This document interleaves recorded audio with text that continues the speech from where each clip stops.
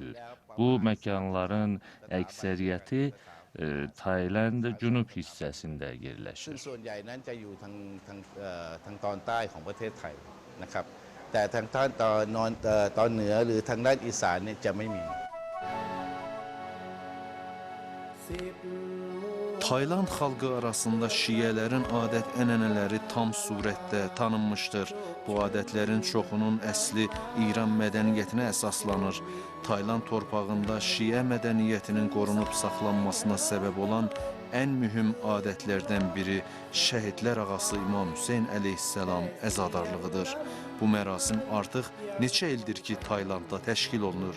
Keçmişdə bu mərasim padişahların hüzurunda təşkil olunurdu və orada cəmiyyətin bütün təbəqələrindən olan həm şiə, həm də sünni müsəlmanları şəhidlər ağası İmam Hüseyn əleyhissalamı xatırladırlar. Məhərrəm gəldikdə müsəlmanlar bütün vücudları ilə əzadarlıq edirlər.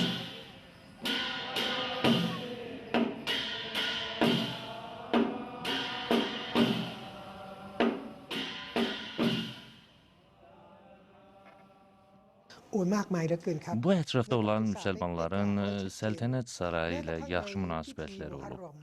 Bu tarixdə aydın formada qeyd olunub.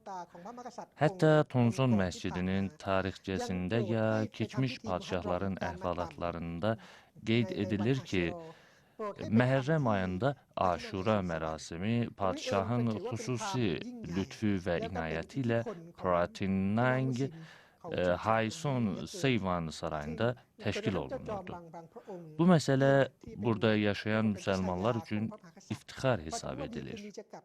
Hətta burada dünyaya gəlmiş sonradan səltənət sarayının ya padişahların xanımlarından biri olmuş qadınlardan bəziləri öz doğduqları yeri görməyə gəliblər.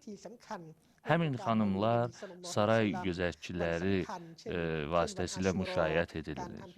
Yaxud saray qayıqları ilə buranı ziyarət etməyə gəlirlər. Hətta bəzən onların gəlişi məqsədi ilə çayların kənarında qayıqlar üçün dayanacaq inşa edirdilər. Peyğəmbər sallallahu əleyhi və səlləm mövludu günündə ya şəhid edilən ağamız İmam Hüseyn əleyhissalam və Peyğəmbər ailəsinə əzadarlıq təşkil edilən Aşura günü padişah göstəriş verər ki, mərasim səltənət sarayında onun gözü qarşısında təşkil olunsun.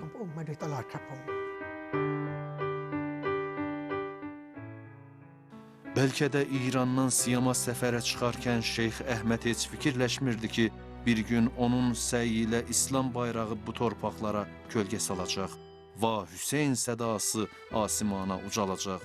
Böyük İslam Peyğəmbərinin balası İmam Hüseyn əleyhissalamın qiyamı tarixdə qaldığı kimi Allahın razılığını əldə etmək üçün sədaqətlə səy etmək də həmişə tarixdə qalacaq.